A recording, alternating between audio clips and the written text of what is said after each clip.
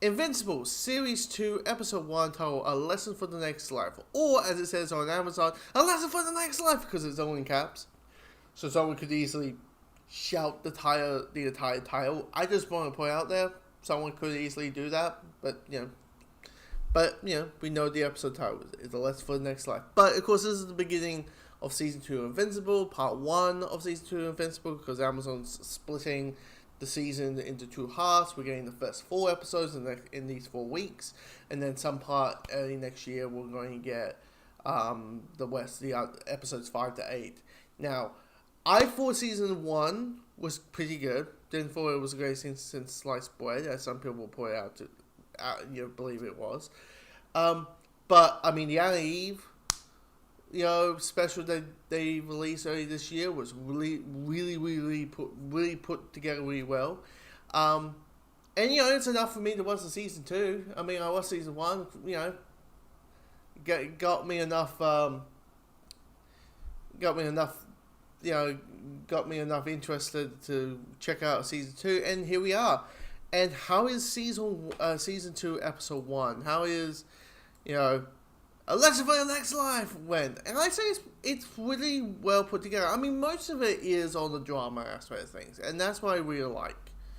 I like the drama aspect of the show, and that is mostly its marketing is mostly Mark, reflecting what happened. Reflecting that, Mark nearly got beaten to a pulp. He, saw the murder of so many people die on the hands of his father, and knowing that his father murdered a bunch of people, killed the Guardians, the original Guardians, did this, did that, and how much of a monster this man, that the monster his father is, and he's reflecting on that, and he believes a little bit how much of too much of apple, how much is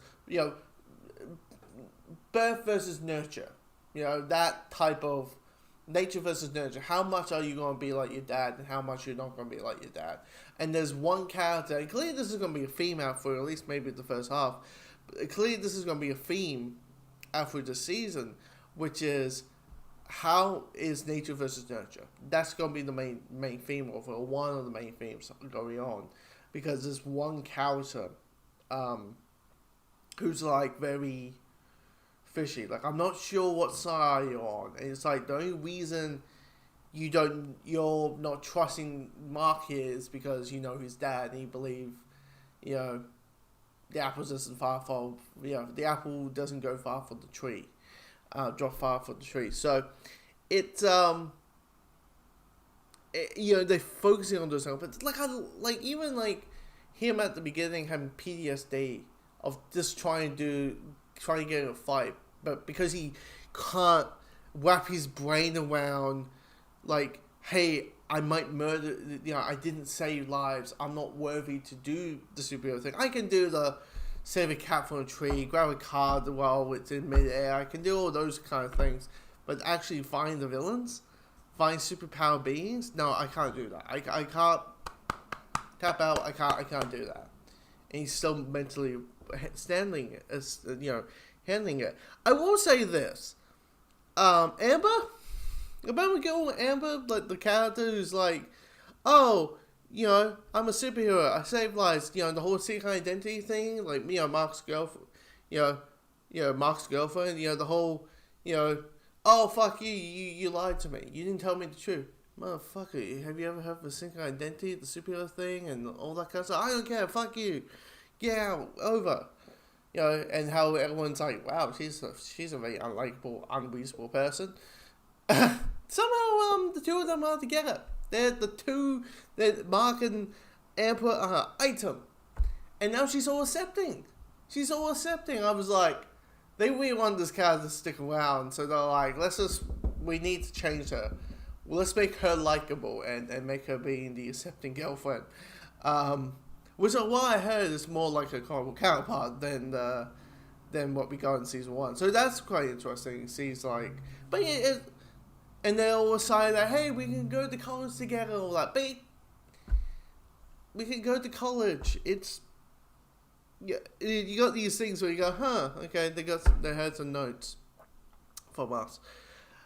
The stuff doing with our villain here, that's dealing with, because one thing I rolled my eyes over when I heard about this is, Invincible Season 2 is going to deal with the multiverse. And I went, because every comic book, superhero fucking thing has to deal with the fucking multiverse. Marvel has the multiverse saga. I was like, hey, you do you. Marvel, you do your multiverse saga, that's cool. But then Flash does it. And you just go, mm-hmm. And then Sony over here is doing it with Spider-Verse, which we're like, we fucking love it, but, you know, part of the multiverse thing. And then, and we just like, I'm like, come on. And then, DC animated stuff is doing Crisis on Infinite Earth. Apparently that's a 3-part movie, 3-part, story, a 3-movie story, apparently. Like, you're just like, God, I just want one comic book universe that doesn't focus on the goddamn multiverse. Let's have a breather from this thing. And watching this episode, I'm like, it's more like, okay, you have a character who has the ability to go through time, like portals going through multiple realities and different time capsules, and he's a villain who wants to capture. He has got every version of himself he can actually possibly get, and he wants to know all the knowledge of everyone in the room. And I'm like, okay, it's not really we're doing multiverse, it's just we're dealing with, and at the beginning it's just showing a different reality. At the beginning it's just showing when we see Omni-Man and Invincible working together, and Invincible being, a bad guy and doing gory stuff. Like, what he does to Eve is just, he's like, I'm not going to kill you. Snap the neck. And he's just, it's like, I'm sorry for that, Mark. And Omni-Man's like that. And he's like, I didn't kill her, I just paralyzed her. I'm like, motherfucker, just kill her. That's worse than death. Because, all she's seeing and witnessing is these horrible things that's happened, and she can't. I'm like, God damn, the show. I'm like, that's horrible. But, and pretty much is like, but it feels like it's not a big main plot. It's just, hey, villains. Our villain has now the mind or every version in his that he has access to, and now because that he knows that one of those realities is that Invincible is works with his dad, and he's mucking it all up. He doesn't know what reality is real, which reality is not. And I'm like, okay. That's not a bad way villain thing. I just didn't know what they were going to do with this whole multiverse thing.